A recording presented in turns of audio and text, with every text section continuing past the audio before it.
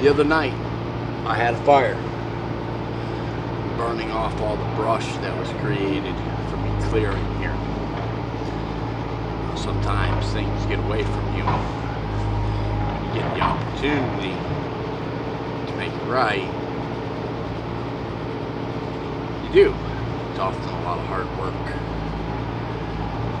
Well, with all the hard work, running a modified weed eater, I turned into a bush hog.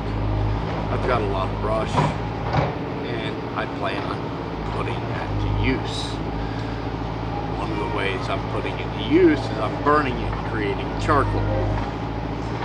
One of the reasons why I'm burning it is because a lot of those plants that became that brush are highly invasive plants, and they are absolutely covered in seeds. I want to get rid of as many of those seeds as possible. So I can't really compost it. I'd like to compost it. That'd be great. And I could do a hot compost on it.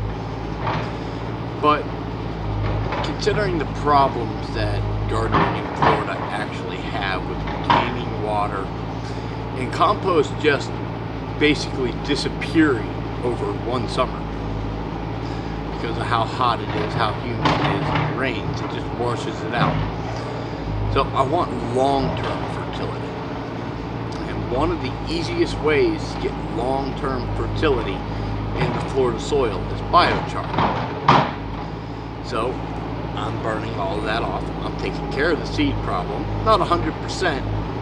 Never do 100%, but you know, it is what it is. I thought I might share one of the things I'm doing when I'm making my biochar. See, when you make the char, which is basically charcoal, and if you just add it to your garden, it sucks up all the nutrients around it. And your plants grow slowly. I don't want that to happen. But there's a way to take care of that problem. You just charge your biochar. Now, generally speaking, the way I go about doing that is I make a compost tea out of whatever compost I have around. I throw things in it like bananas, coffee, you know, whatever I happen to have laying around. I let that compost in water make a nice tea for a week to 2 weeks. You add a little bit of sugar, it gets all foamy, it smells terrible. Then you throw in the charcoal sucks it all up, and then you use it in your garden. Well, I don't have a lot of compost this year. So, I want to show you another trick that I happen to do. I've done it 80 to 100 times over the years. It's not hard. First, you need a good bucket. Something like this. Now what I have here is just a bag full of fish skins that I saved up. When I go fishing, I fillet the fish. I stick the extra parts in different bags depending on what it is. You don't have to separate it that way.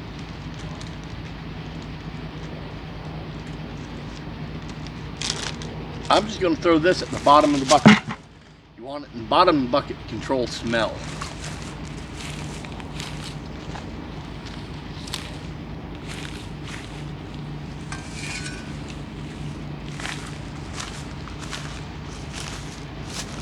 Then you put your charcoal from your fire in that bucket.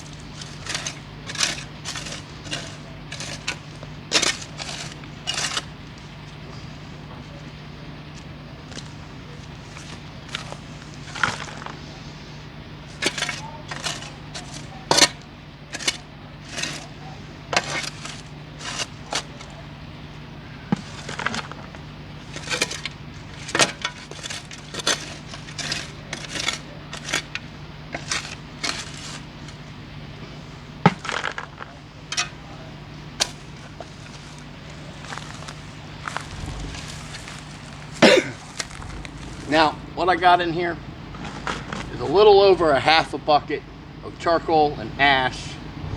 One branch, it's mostly charcoal, but got a little bit of wood left. We'll deal with that later. When you're doing it, you want to make sure you pick out any stones. In this case, it'd be little pieces of concrete from the concrete blocks that make up the base of this fire pit. That fish is completely and totally covered with charcoal, but it's not done yet.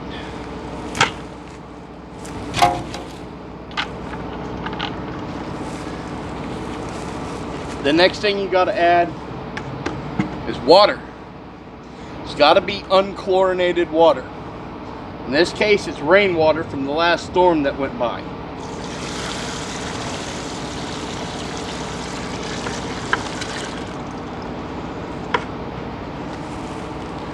You fill that bucket full of water, you've got the fish at the bottom, all that charcoal in there. You take this and you go sit it next to the neighbor you don't like, because if it starts to smell, it gets bad. Now the charcoal does away with a lot of the smell, but sometimes I put a little too much fish in there and it stinks. So put it away from your house. If you've got a neighbor you don't like, that's where you go put it. Otherwise, just put it as far away from the house as possible.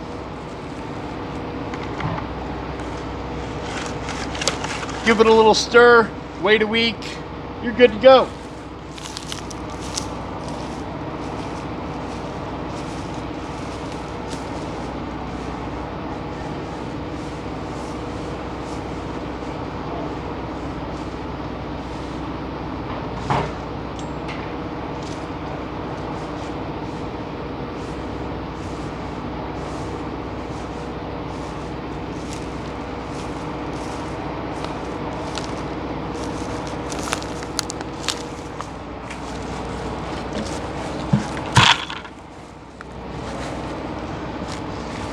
It's literally as simple as that. A lot of people want to overcomplicate how to do things like this, and that's fine. People come up with great recipes, and that's the thing. You can design recipes for your compost tea, for your biochar, to do what you want it to do. If you know what plants are high in what, you can add those. In this case, I'm using fish. And if you've gardened for any period of time or ever took a history class, you should know fish is very, very good for planting. If you don't, well, now you do. Now, you don't have to overcomplicate this. As a matter of fact, I've always found the more complicated something gets, the more difficult it gets, and the more likely you are to make mistakes and fail. So just keep it simple. It's that simple. Literally, I threw some fish skins, a little bit of flesh left on it, in a bucket, covered it with charcoal, biochar, from my own fire pit. A couple weeks, I'll be putting that in flower beds, around trees. Now, it's not a lot. It's about 3/4 of a 5-gallon bucket. But it becomes, over time, more and more as you go. By adding it slowly, the system actually adjusts. If you just come in and you dump 10 tons of biochar on a property this size, you're going to kill everything. It's going to be 8, 10, 15 years before the environment recovers from it. When it does, it's going to be super fertile. But I do 5, 6, 7, sometimes as many as 15 5-gallon buckets worth of biochar a year. With the chop and drop that I'm doing, and any compost I get my hands on, other resources like the bedding from small animals such as guinea pigs and rabbits that I add, this place has become fertile. Actuality, right now I've been dealing with massive invasive species that are rushing in here to get on that fertility. That's literally nature trying to make this even more fertile. But I'm going to have to get that under control if I want to grow what I want, not what these invasives, and they're invasive species, they're non-natives, are moving in to take over the spot. Over time, those invasives will be pushed out by the trees, but I don't want to wait 10 years. So I got to keep it under control, and I'll produce more biochar like this. I've got at least enough brush left for 1, maybe 2 more burns. I got to get a few more big logs to keep going, and I source those literally from the side of the road. People around here and in most communities, they cut down their trees and stack it out to the road. Well, if what they cut it into happens to be a bunch of good sizes, I'll fill up the back of my truck, bring it home, let it sit and age.